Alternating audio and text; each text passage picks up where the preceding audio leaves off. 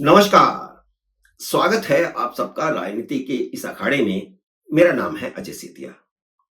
मित्रों, झारखंड और महाराष्ट्र के चुनावों का ऐलान हो गया है। झारखंड की सभी सीटों पर 13 और 20 नवंबर को वोट पड़ेंगे, दो चरणों में। और महाराष्ट्र में एक ही चरण में 20 नवंबर को वोट पड़ेंगे।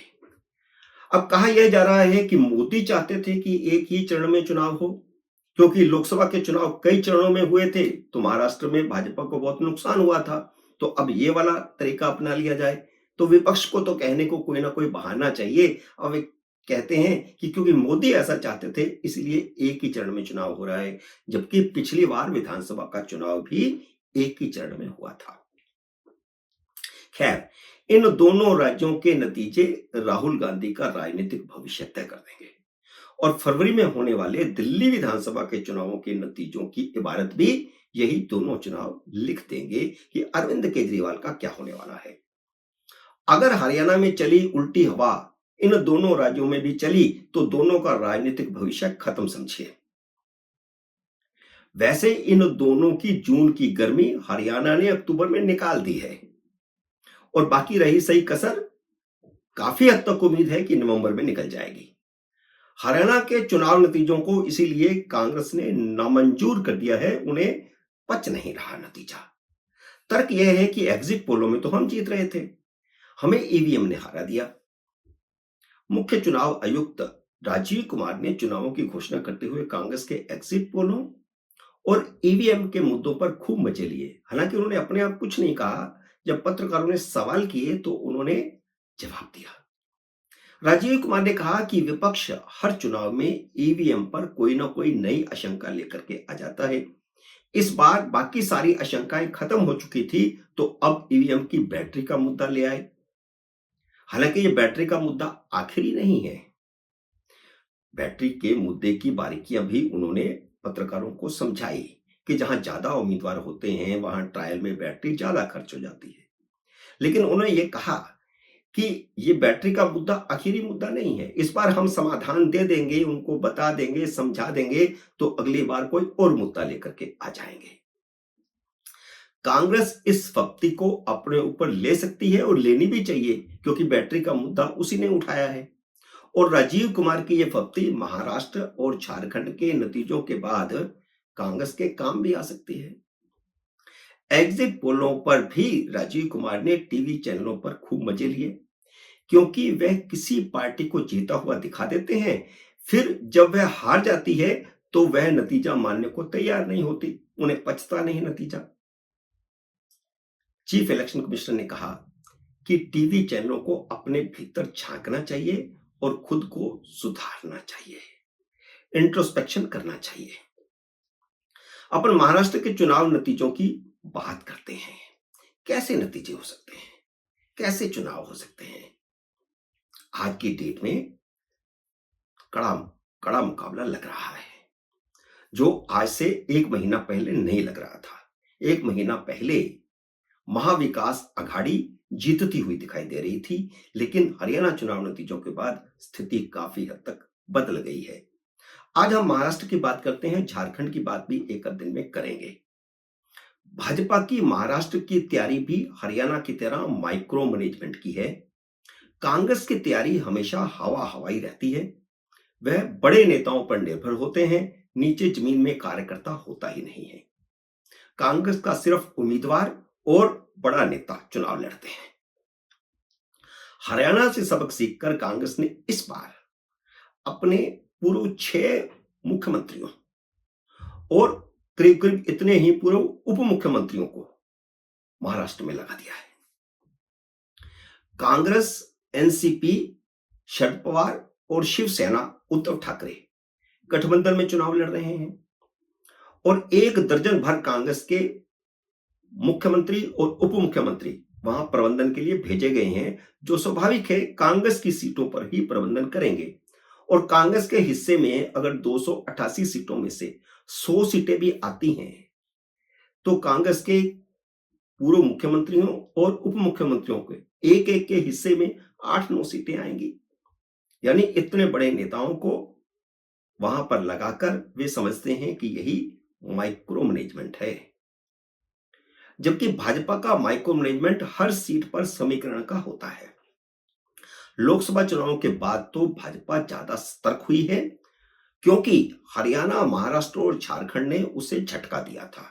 ये तीनों ही राज्य हैं जहां पर उनका प्रभाव था, और यूपी भी, जहां पर, क्योंकि यूपी का भी चुनाव नहीं हो रहा तो इसलिए मैं उसका जिक्र नहीं कर रहा, लेकिन हरियाणा, झारखंड और महाराष्ट्र, इन तीनों ही राज्यों ने भाजपा को अच्छा खासा झटका दिया था। जैसे हरियाणा में भाजपा की सीटें 10 से घटकर 5 रह गई थी, वैसे ही महाराष्ट्र में भाजपा की सीटें 23 से घटकर के सिर्फ 9 रह गई थी। कांग्रेस, शरद पवार और उद्धव ठाकरे की महाविकास अघाड़ी 48 में से 31 सीटें जीत गई, क्योंकि एनडीए सिर्फ 17 पर ही अटक गई थी। सवाल यह है कि क्या एनडीए हरियाणा की तरह महाराष्ट्र में भी महाविकास अघाड़ी को, जिसे अपन इंडिया अलायंस कह सकते हैं, पटकनी दे सकता है क्या? भाजपा ने महाराष्ट्र में 288 में से अभी तक की जो खबर आई है उसके मुताबिक 158 सीटों पर चुनाव लड़ने का फैसला किया है। 2019 में भाजपा 152 सीटों पर चुनाव लड़ी थी, और अब 158 सीटों पर, यानी 6 सीटें बढ़ा करके।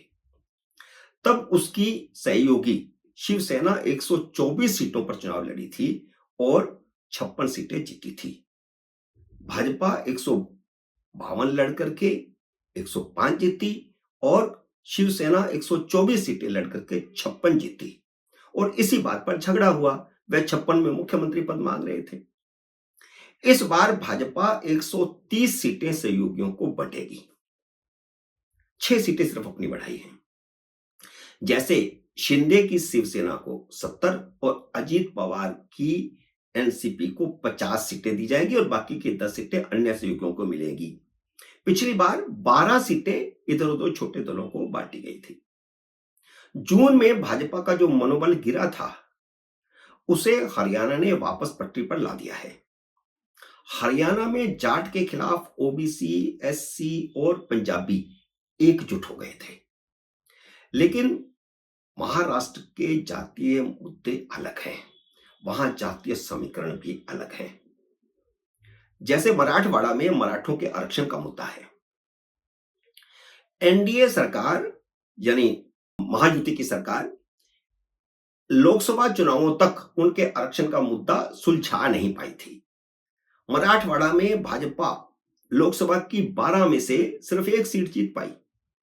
शिंदे सरकार ने 30 सितंबर को कैबिनेट बैठक में मराठों को कुणबी जाति में शामिल करने का प्रस्ताव पास कर दिया है, जिससे उन्हें ओबीसी के कोटे से आरक्षण का रास्ता खुल गया है। हालांकि आरक्षण अभी मिला नहीं है, लेकिन एक रास्ता बन गया है। पहले से ओबीसी आरक्षण का लाभ पाने वाले अब इससे कितने खफा होते हैं, यह समय बताएगा, और इसका मैनेजमेंट भाजपा ने क्या किया है, यह भी समय बताएगा। इसी तरह धनगर समुदाय, जिसे अभी ओबीसी का दर्जा हासिल है, वह एसटी आरक्षण की मांग कर रहे हैं कि उन्हें एसटी में शामिल किया जाए, लेकिन जो पहले से एसटी दर्जे वाली जातियां हैं उन्हें यह मंजूर नहीं है। ये दोनों तरफ यही समस्या है, मराठों वाली और फिर ये धनगर जाति वाली। लोकसभा चुनाव में एनडीए को एसटी की आरक्षित 4 सीटों में से सिर्फ 1 सीट मिली थी, जबकि 2014 और 2019 में सभी 4 सीटें जीती थी भाजपा। लेकिन 1 महीना पहले तक महाविकास अघाड़ी को जैसे जीता हुआ माना जा रहा था, जैसी सर्वे में तस्वीर उभर कर आ रही थी और उन्हें एक तरफा जिताया जा रहा था, भाजपा और उसके सहयोगी दलों को नंबर 2-3 पर बताया जा रहा था, वैसी स्थिति अब नहीं है, क्योंकि भाजपा ओबीसी की 352 जातियों, दलितों की 49 जातियों, एसटी की 26 जातियों और घुमंतू जातियों की भी जो उनकी 29 जातियां हैं, उनके साथ पिछले 6 महीनों से माइक्रो मैनेजमेंट कर रही है। यह होती है माइक्रो मैनेजमेंट, जिसका मैंने पहले जिक्र किया, जो हरियाणा में उन्होंने की थी, और उसकी निगरानी केंद्रीय मंत्री भूपेंद्र यादव कर रहे थे।